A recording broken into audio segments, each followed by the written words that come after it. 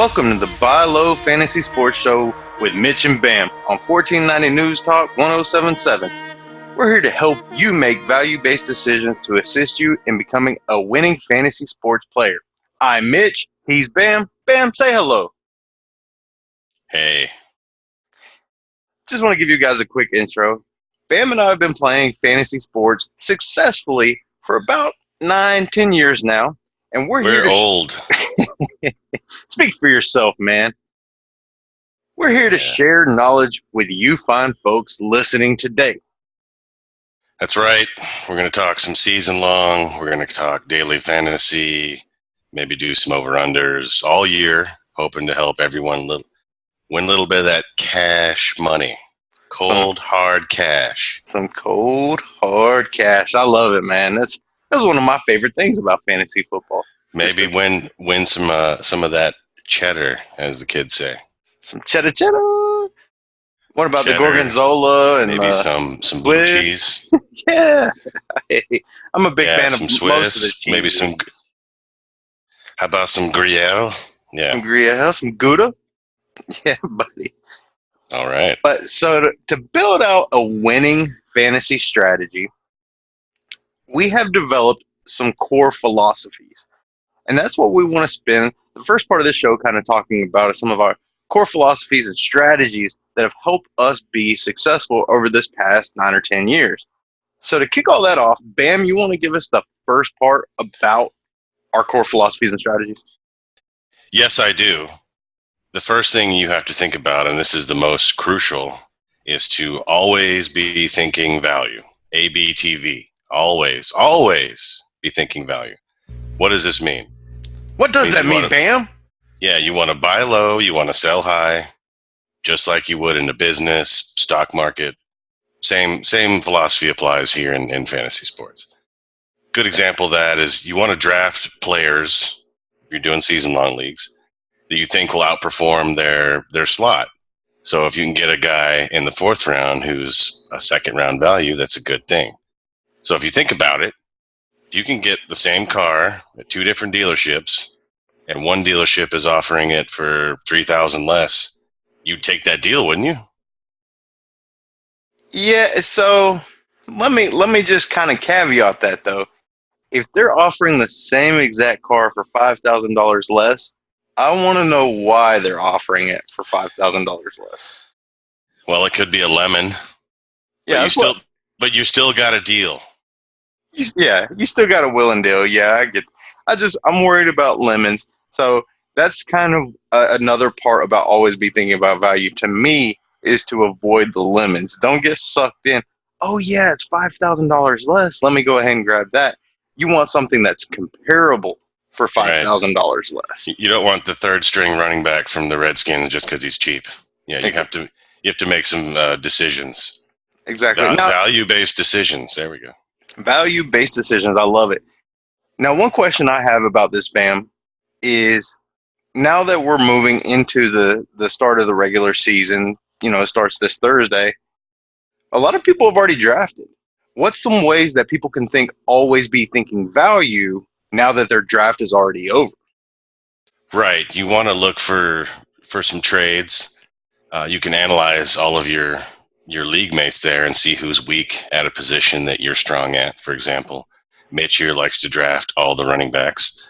So you can go find a trade. So if you don't have a top flight wide receiver, go trade for one. If you don't have what you need, go scour the waiver wire. There's all sorts of cuts, trades, people getting starting jobs that you didn't think would get starting jobs. So that all that stuff's out there. So make sure you call in the waiver wire, doing some trades, those sorts of things.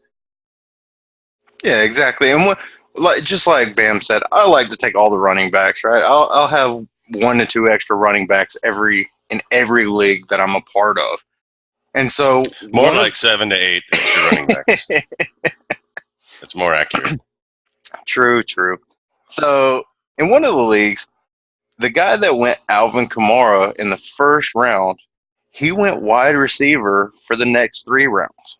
So his running back 2 is a guy that's the 2nd string running back for somebody else. I mean, he's got a second string running back as his number 2 running back in his fantasy league, right? And it's on his fantasy team. I'm already strategizing how to get Alvin Kamara off of him. So I'm maybe offering him a couple guys that I have like running high end running back 2 so that I can trade him Alvin Kamara because I've got 7 or 8 running backs. I don't need all those running backs. I can only start 3 every week. So it's just a way that I'm thinking value because I'm able to maximize that one spot. So that kind of ties in with this next part is know your league. That's my first part of our core philosophy. And so knowing your league includes your rules and scoring, how that applies to your league, right? How you want to build your roster, how you want your roster composition to look based on the scoring, the positions that are available, all of that good stuff that goes into that. So, for instance, if you're in a full point PPR league, you want to prioritize running backs that catch passes rather than in a standard league where there's no PPR involved, no points per reception involved.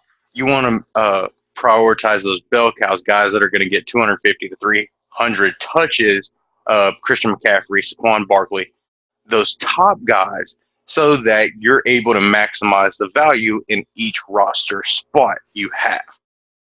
Now, one example. And if you got a quarterback-heavy league, you know, where the touchdowns are count for 6, you need to be drafting quarterbacks. If you got super flexes, you need to think about the Mitch strategy of 87 running backs. So you just gotta, So that's the first thing you should do before you go and draft is read over the leagues because some of these commissioners are sneaky.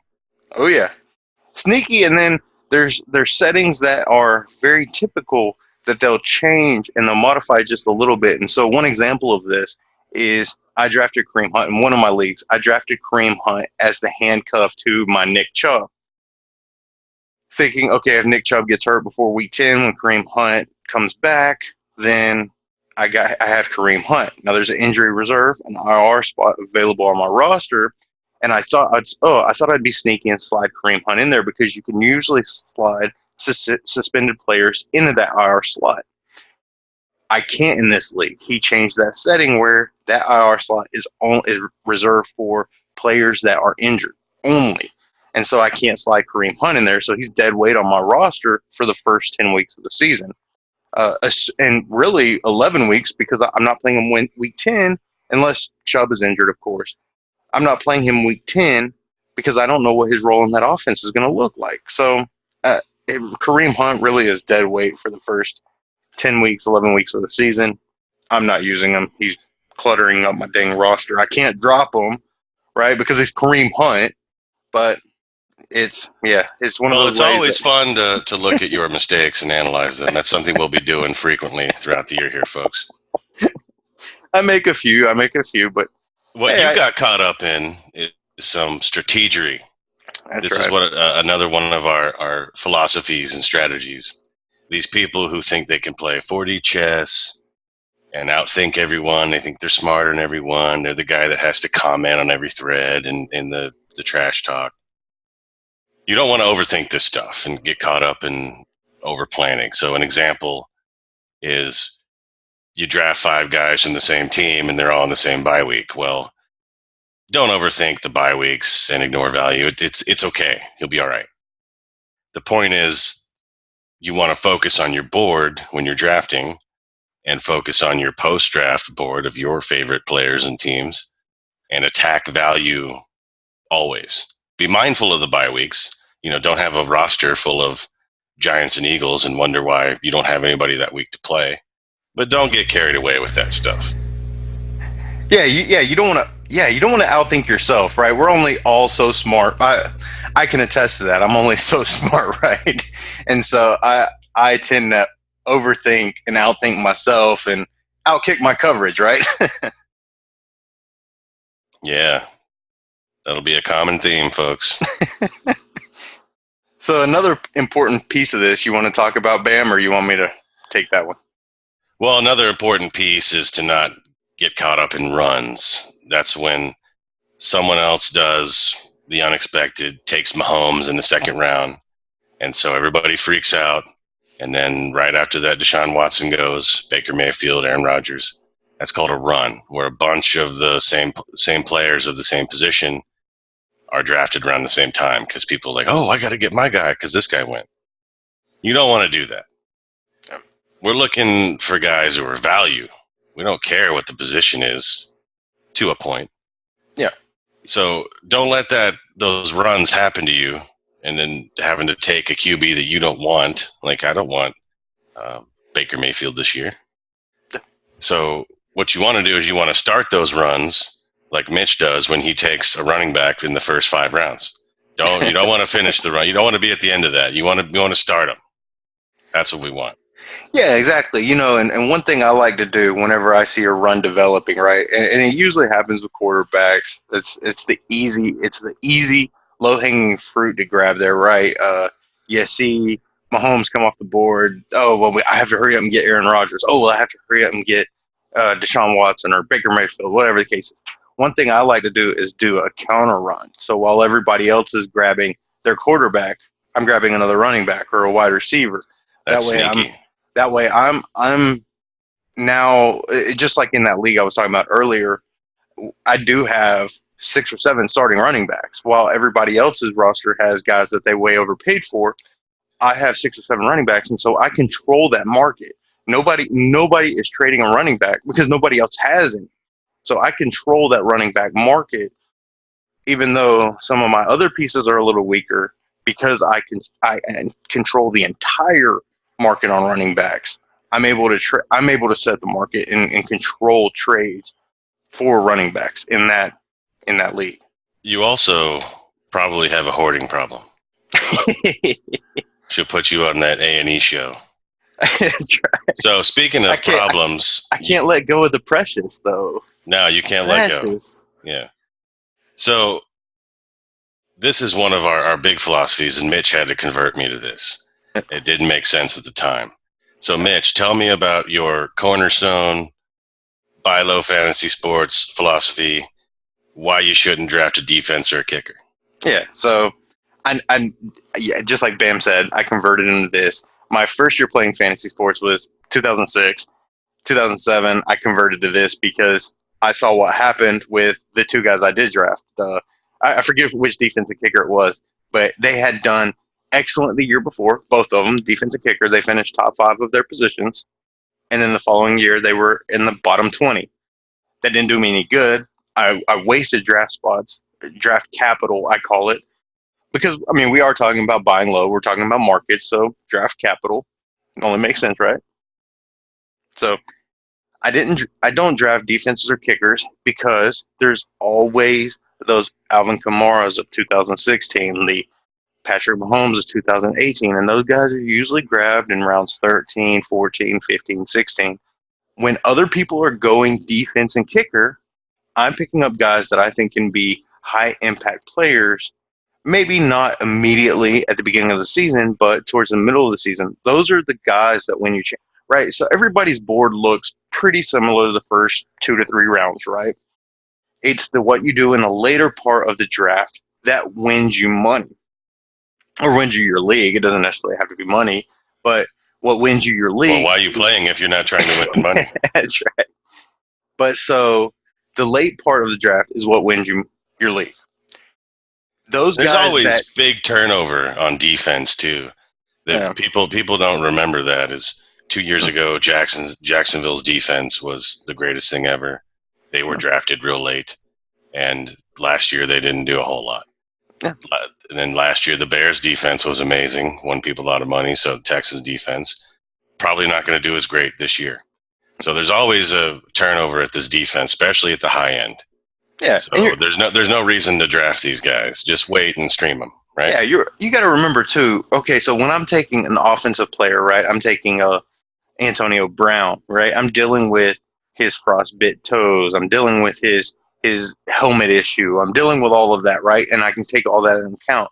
But when you're drafting a defense, you're dealing with 11 personalities, the entire personnel grouping, the defensive coordinator, all of those different things you have to deal with. And so it makes it so awkward. And I read an article not too long ago, And this guy looked over all of the past 20, he went back 20 years. Historically, the defense that finished number one in fantasy one year, the very next year, never finished higher than 11th. Dang. That's insane. That's a drop-off. So why am I going to waste draft capital on, and especially with the whole streaming option, that's something I noticed early on was when, starting out, the people that did really well in that first league I was in, they picked up a new defense every week. They picked up a new kicker every week. They saw, the number one fantasy defense was on bye week, and that owner dropped them, so they just went and picked them up off waivers, and then they had their starting defense for the rest of the year. So it's, I don't draft a kicker defense for that reason alone. There's too many great options available. Like, for instance, I'm in 6 leagues this year, and all 6 of those leagues we've already drafted. About to be 7.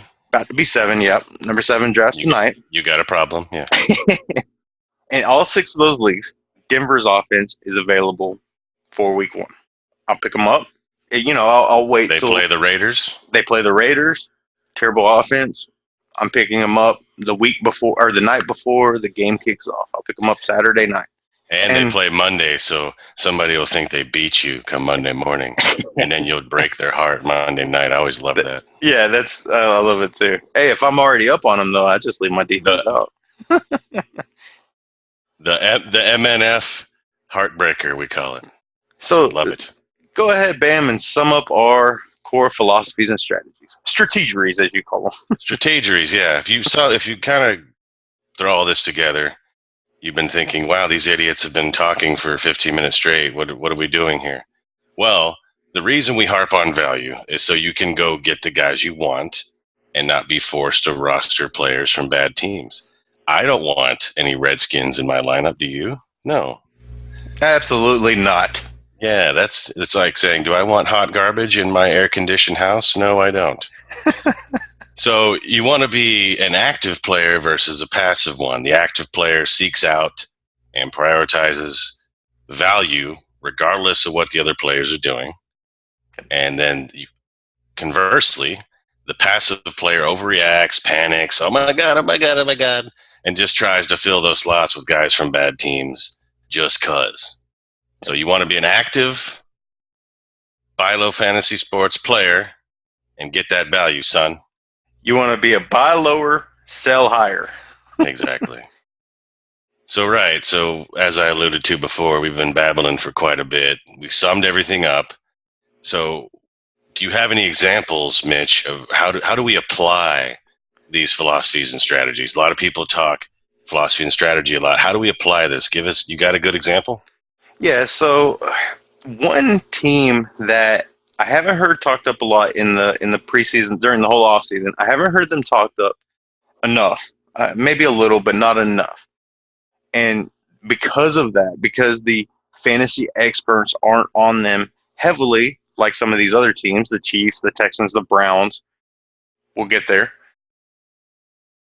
I'm talking about the Chicago Bears. A lot of their players remained lowly drafted, much lower than what I think they'll perform. So this is Mitch Trubisky's second year, and with the Chicago Bears offense, second year in Matt Nagy's offensive system. There's a plethora of weapons now for Mitch Trubisky. You got Allen Robinson, a guy that was injured in 2017, came back at the beginning of 2018, was still kind of rehabbing. And we saw that over the second half of the season. His yards per catch went up nearly 3 yards per reception. His yards after catch, went up 2 to 3 yards. So it was, he went from a guy that was catching 10 and 11-yard passes to a guy that was catching 15, 16, 17, 18-yard passes. So it just it goes to show how being healthy overall, Anthony Miller's a guy that I'm extremely high on. He separated his shoulder 5 times. Bam, 5 times. He separated his shoulder 5 times. And I think it was you that was telling me about. Yeah. One of those, it was against Detroit. I don't know if it was a Thanksgiving game or something like that, but yeah. He separated his shoulder, went out of the game, got it put back in, went back in the game, separated again. That's a tough kid. Yeah, and still had 7 touchdowns. Still had 7 touchdown catches. So I'm extremely high on this Chicago offense. You know, there's all the running back options available. David Montgomery, Mike Davis, they had acquired from the Seattle Seahawks. Tarek Cohen, great PPR guy. He's going to get a lot of receptions in this offense, I still think. Trubisky has some weapons. The tight end, Trey Burton, very, very athletic tight end. So all of these guys can be gotten in your fantasy drafts. Allen Robinson's going in the 6th round. Anthony Miller is going in the 13th round. Mitch Trubisky's going in himself is going in the 12th round. I'm kind of avoiding David Montgomery at his current average draft position.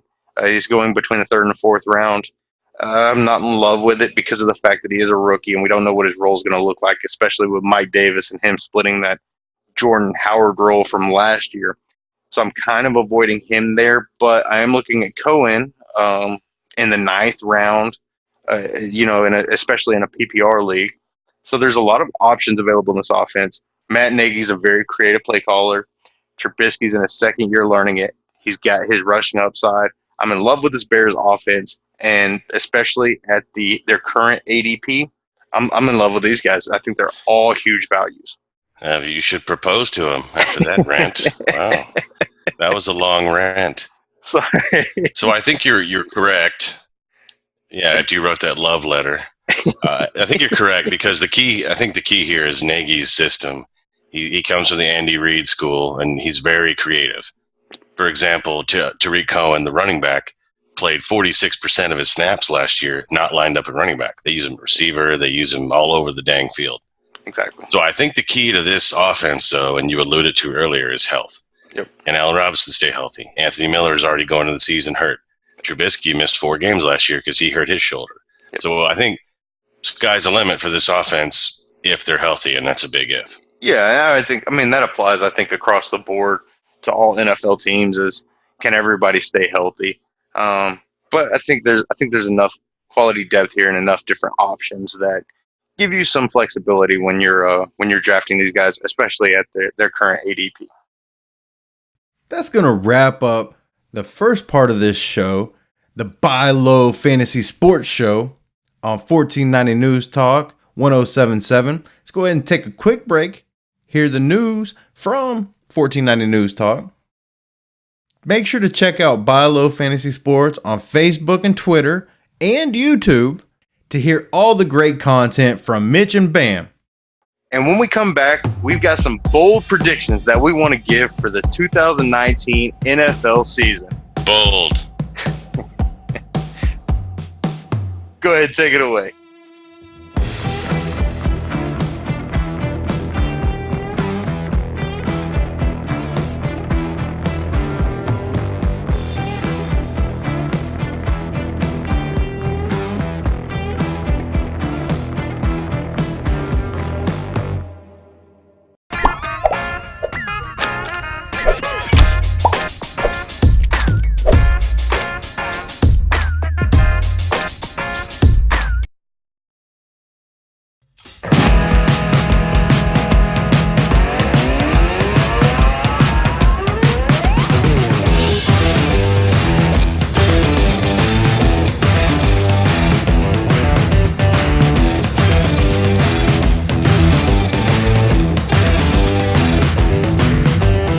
Welcome back to the Buy Low Fantasy Sports Show on 1490 News Talk 1077.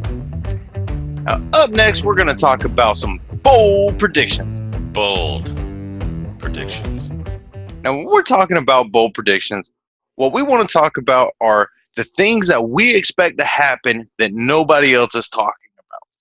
These may sound a little crazy, but we have some rationale to back them up. Crazy rationale. That's what we're good for, right, Bam?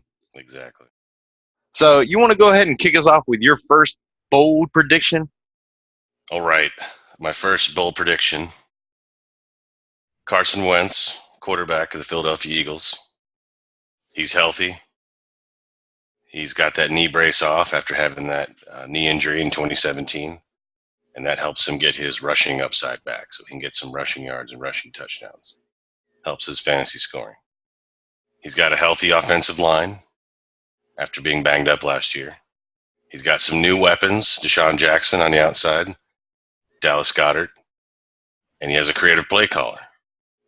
So my bold prediction is Carson Wentz finishes the season as the fantasy QB1 and wait for it, is named the NFL's most valuable player. MVP. That's right. You know, I want to unpack all this. So, healthy O-line, Carson Wentz is healthy, all the weapons he has. It sounds an awful lot like what we had last year with the Kansas City Chiefs. Now, to me, I agree with you, man. I think Carson Wentz is he's a huge talent, right? He's an obvious upgrade for that offense. You know, they started the season last year with Nick Foles. I think Wentz is better than Nick Foles, although I still like Nick Foles. He's a great quarterback, but I think Carson Wentz takes this team to the next level. I do think Carson Wentz is going to finish as a top 5 fantasy quarterback. I actually had him as 5 at the beginning of the preseason. Moved him up to number 4 with the Andrew Luck retirement announcement. So I do have him very high on my board. But the number 1 quarterback, I mean, to me, it sounds like a perfect storm, but at the same time, I just don't see him usurping some of those guys I have ahead of him. You know, Patrick Mahomes, Aaron Rodgers. Could he possibly leapfrog into that number 3? Possibly leapfrog Aaron Rodgers, sure. But I don't know, man. That's a tall task. That's a tough road to hoe, man. I don't know that he can do it, but I do like him this year. So, well, I think he's got an advantage that other teams don't have.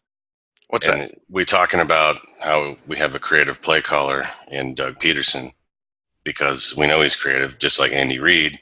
They're always hiring his assistants, so we know he's a creative play caller. Right. So what they're doing this year is they have Zach Ertz at tight end, who is a known commodity. We know he's a top 5 tight end.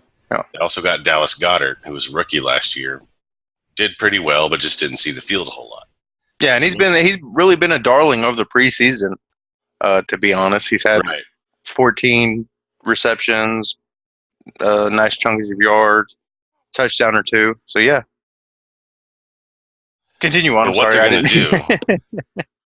Yeah, you're good. Yeah. So what they're going to do is they're going to put both on the field at the same time. They call it 12 personnel or 21 personnel. I don't remember, but they're going to have 2 tight end formations be their base. They're going to run that all the time. Yeah. And I know what everybody's thinking is that 2 tight ends, are they just going to run the ball the whole time? No. Because Ertz and Goddard are such good receivers, it's going to create a lot of mismatches because they can line up all of the formation. Zach Ertz actually took 40% of his snaps last year, other than lined up at tight end. He was all over the field, and now they're going to have Goddard all over the field. So you got these big 6'5" giant guys who can run like wide receivers are going to be all over the field creating mismatches. So you got Alshon, who's already a big guy on the outside. Oh. You got Deshaun Jackson, who can blow the lid off the defense. Yep.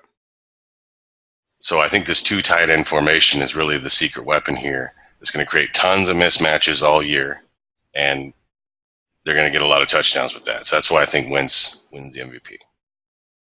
It's definitely a bold prediction. Bold prediction. Yeah, I can't do it like you, man. You got that deep baritone voice. I just can't hit it like you got to take over the bold. I can't even say it no more. Bold predictions. I'll try it high voice. Bold predictions. That sounds about like me right there. So, all right. Go ahead and hit us with your second bold prediction. Second bold prediction is the quarterback of the Indianapolis Colts, Jacoby Brissett, who we lovingly refer to as Jacoby Brisket. Something's going to happen with him this year. What's that? They're going to take him out of the fridge. They're going to take him out of the package, maybe trim off a layer of fat down to about a 1/4 inch. They're going to throw a nice salty dry rub on him. put them in the smoker at about 225 degrees for an hour and 15 per pound. And then they're going to wrap it up, take it out of the smoker, let it rest for 2 hours, slice it up, those nice juicy slices of brisket. And that first slice is going to be a top 15 fantasy QB finish for Jacoby Brisket. Whew. And wait for it, he takes the Colts to the playoffs. Nice. Second bold prediction. Nice. Bold prediction. Yeah, Right, so I'm not even. So hold on, because I don't even want to talk football anymore. Oh, You done started something now, Bam, because now I'm hungry. You know, I don't normally eat breakfast when I first get up. It ain't nowhere near lunchtime. I'm about to have to go to church here in a minute. You know, when I get out of church, because it always takes me like 15 minutes to leave the church house because everybody wants to shake hands and everything. You know, it's a madhouse trying to get out of there, trying to get my 15 kids rounded up. yeah, it's irritating. And so by the time I get over here to the barbecue shack, the rest of the church crowd done gonna beat me over there. So I'm gonna have to wait in line for like an hour and a half to get food. Plus, you know, to sit my 12 children I have. You know, it takes time. So anyways, I'm gonna have to wait though, because now I want me a nice brisket sandwich. Put it on a slice of Wonder Bread, a little barbecue sauce on top. Got me hungry. That does sound tasty. So, but wait, the brisket's not the only thing we're going to munch on here. So, if you go back to 2017, when Jacoby Brisket started 13 games for the Colts, he was traded week 1, so didn't have a lot of time to learn the offense. Yeah. He was stuck behind a bad offensive line, a bad play caller, bad personnel. T.Y. Hilton was his only weapon. So hold on, let's go back a minute though, because he was traded week 1. No, he had 10. This Joker had 10 minutes to. That is not how you do good brisket. You can't throw a brisket in a dang pressure cooker, turn that Joker up to 650, and have him ready in 10 minutes. That ain't how you get good brisket. If you want a chopped beef sandwich with a lot of sauce, that's how you do it, and that's what they got that year. Yeah. He finishes the fantasy QB 22. Not bad. Not bad for considering all those circumstances. Yeah. But if you look at this year, he's got a creative coach and play caller in Frank Reich. He has a really good offensive line. Mm-hmm. He's got T.Y. Hilton. Mm-hmm. They drafted a kid, Paris Campbell, out of Ohio State really fast. Mm-hmm. And they also got Jack Doyle and Eric Ebron at tight end. So he's got a lot of weapons. So Now, you ain't just got the brisket here for the Indianapolis Colts. You got all the accoutrements to go with it. Yes, the les accoutrements. I love it. Say it again. Accoutrement. You got to throw the tongue. You got to throw the tongue at the top of the mouth to do the French accent. You know? Maybe that's what it is. So you got your dang potato salad, you got your coleslaw, you got your pickles and your onions, nice Wonder Bread, tall glass of sweet tea. Man, I'm hungry. Right. So now this brisket meal is looking pretty good, right? Yeah. So you factor all that stuff in. He finished QB 22 in 2017 under all those bad circumstances. Yeah. Of course, there's going to be a drop-off from Andrew Luck retiring. Of course there is. Right. But the question is how much. I think he can still put together a top 15 fantasy QB season, especially since he knows how to use his legs, too, much like Carson Wentz and Mitch Trubisky, who we talked about earlier. Yeah. So, yeah, I don't have a lot to disagree on here. The main thing that I do want to talk about, though, is the Colts defense is pretty young, pretty hungry bunch, right? I mean, they're staring at hungry. Yeah, they're hungry. Pretty good defense. You know, we saw at the tail end of last season as they all started finally getting healthy. Their dang injury report had 4 pages last year, but every week. But so I don't think my main concern with Brisket is how much do they rely on the defense to help them win games, because I don't think making the playoffs is going to be a super crazy high expectation for them, making the playoffs. But Brisket finishing as a top 15 quarterback, my only concern is how much do they rely on the defense to help them win games. The legs of Marlon Mack. I think Jacoby Brisket may just be a little bit of a game manager in this offense, just based on those facts. So we'll see, though. Yeah. We're gonna get a brisket meal regardless. That's right. I'm gonna get my brisket sandwich anyways. That's right. Yeah, you're gonna get brisket either way. So it just depends on how tasty it is, I guess. Right. How much barbecue sauce I gotta use? Right, because a good brisket, you don't need barbecue sauce. Tell those people to get lost. I just like even on good brisket, I like just like a little, a little teaspoon, just kind of shake it over it. You know what I mean? Not smother it, but if it's a bad brisket, yeah, you go to half the bottle. You know what I mean? All right, but, I got you. All right, back to football. Enough about food. So I got my bold predictions. Let's hear some of yours. All right, so now that I'm hungry, I done moved past hungry. I'm hungry now. Are you hangry? Nah, I ain't hangry. But I ain't got to that point yet. I might be come about 12 o'clock when church is letting out. I might be getting hangry, but especially everybody wants to come shake my hand, man. Ooh, just let me leave. But so I want to talk about another guy that I think is hungry this year, and I think he's going to eat. And that is D.D. Westbrook of the Jacksonville Jaguars. Whoa. You know he plays in Jacksonville, right? Yeah, I just said the name of the team. Okay, just making sure.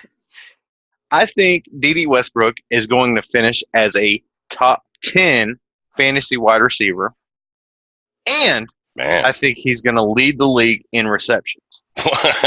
Whoa! Wow. So there's really two major reasons I think I targeted D.D. from this offense. First off is Coach Delafipio. I can never say his name. Coach D. He was extremely pass-heavy last year in Minnesota. And if you look at who got the majority of the targets there in Minnesota, you can look at one, Adam Thielen, who ran 99% of his routes from the slot position. So D.D. Westbrook also happens to run 99% of his routes from the slot position. Coincidence. Yeah, exactly. Adam Thielen had 170 targets in 14 games last year. Now, Bam, my math ain't real great, but 170 targets over 14 games, that sounds like somewhere between 10 and 15 targets a game. That's a heavy volume there. Heavy volume. Now, Adam Thielen turned that into 113 catches when he led the league in receptions. Now, to add to this,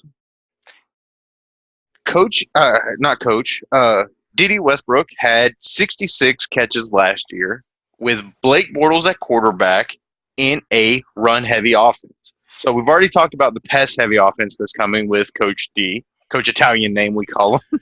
Or, wait, hold on. Yeah. So he's not the coach, he's the offensive coordinator, right? Right. And if you shorten offensive coordinator down, it's OC. Uh-huh. So if you take Coach D minus the coach, add the OC, you got OCD. OCD. I love it. I love it because he is kind of. But I do love that name because OCD is kind of OCD about targeting the slot. So I like it. It's a nice little correlation you can do there. So that's why I said it.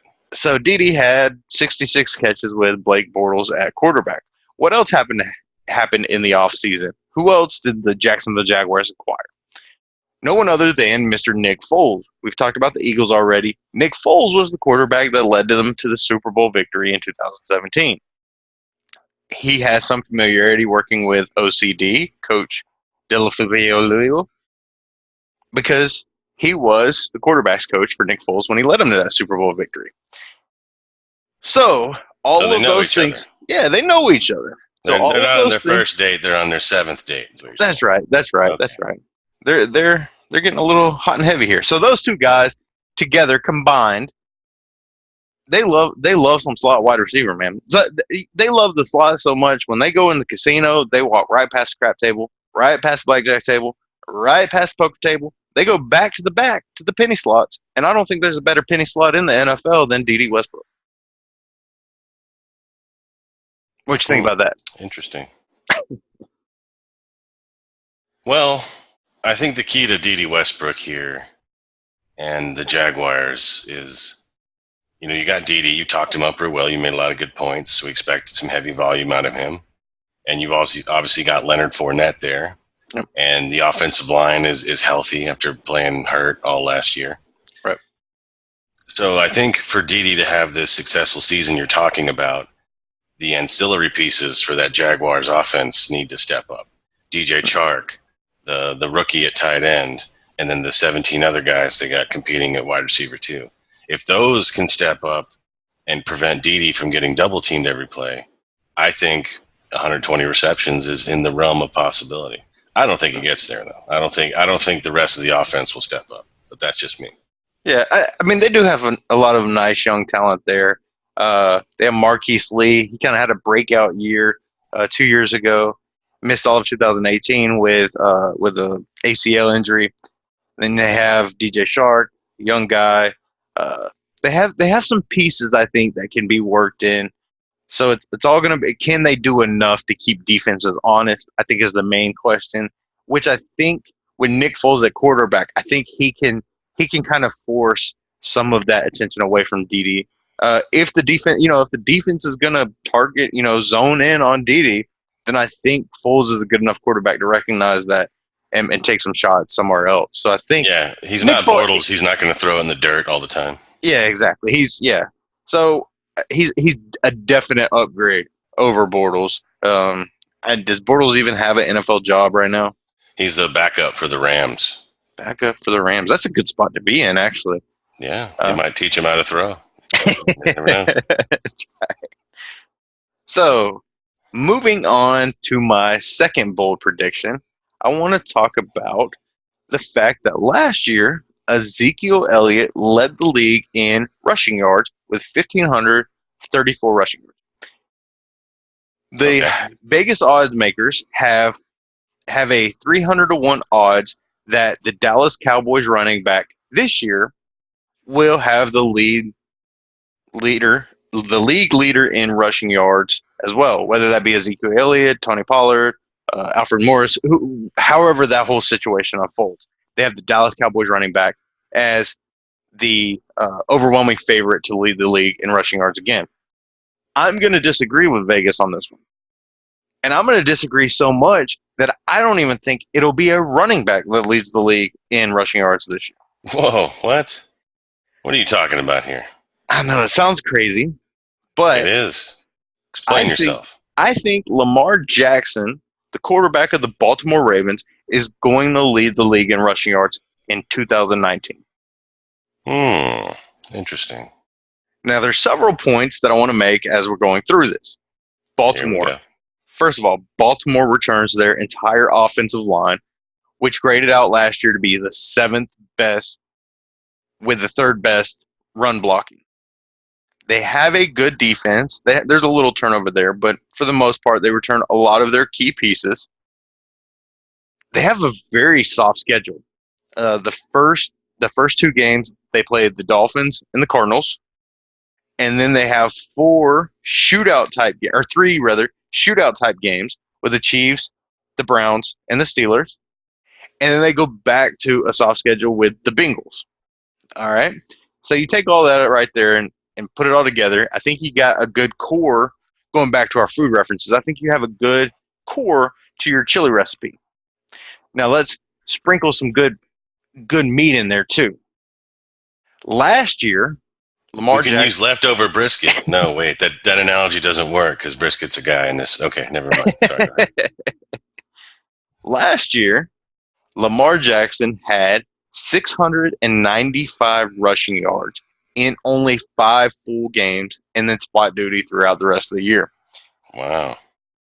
If you take that out over a 16-game stretch, he ends up with a pace of just over 1,800. I think the pace ended up being 1,803 yards, 1,803 yards. Now, I mentioned earlier, I'm not great with math. My math ain't real good. I'm from Alabama, so my math ain't super good. Not going to disagree with you. But I think I think, correct me if I'm wrong, Bam, 1,800 yards is more than 1,500 yards. It could be. We'll have to investigate. Send it off to the lab for some analysis, maybe. Yeah, to the MIT up there in Boston. I heard they got some math people there. Nice. See what they come up with. They might have a couple. So you're saying Lamar Jackson leads the league in rushing yards. But riddle me this.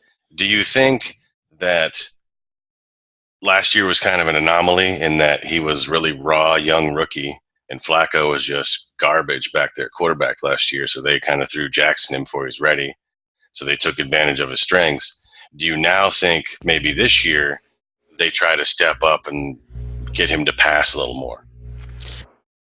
Yeah, I guess that is a little bit of a concern because you do have to take into account the fact that Lamar Jackson, nearly half of his runs last year were not designed runs. They were runs that were intended to be pass plays that something broke down. Scrambles. Yeah, he broke out and he ran it for 60 yards downfield.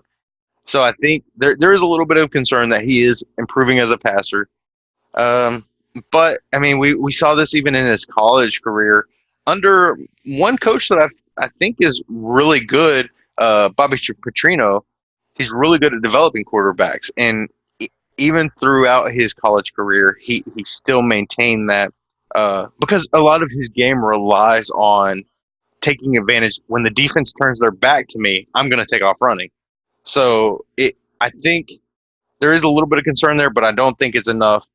Maybe he doesn't get to 1,800 rushing yards. Maybe he does only get to 1,550, which guess what? In 2018 makes him the league leader in rushing yards. So for sure. And with Zeke not reporting to camp yet, and then Melvin Gordon not reporting yet, there's a chance those guys can miss a few games. And if you take out two of the top 5 running backs as far as rushing yards last year, I mean, there is a foreseeable way for him to get that rushing title. I just don't think it happens.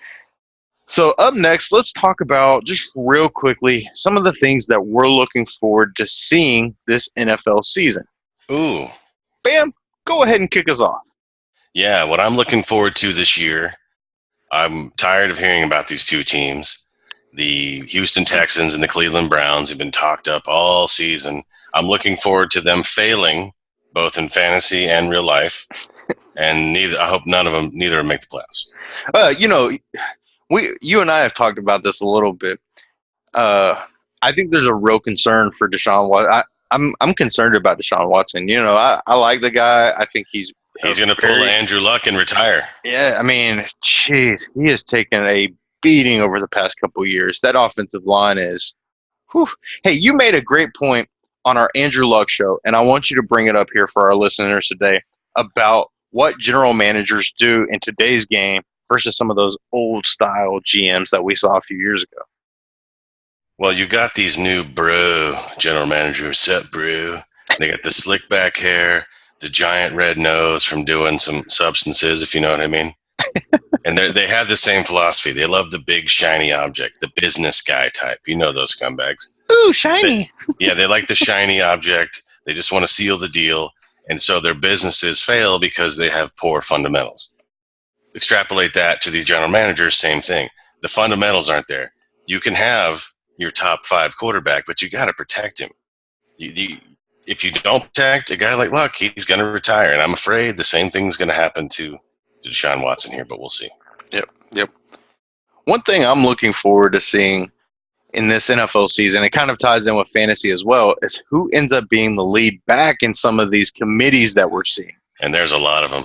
Miles Sanders, Jordan Howard, all the other 37 running backs that the Philadelphia Eagles have. I'd like to see how that shakes out.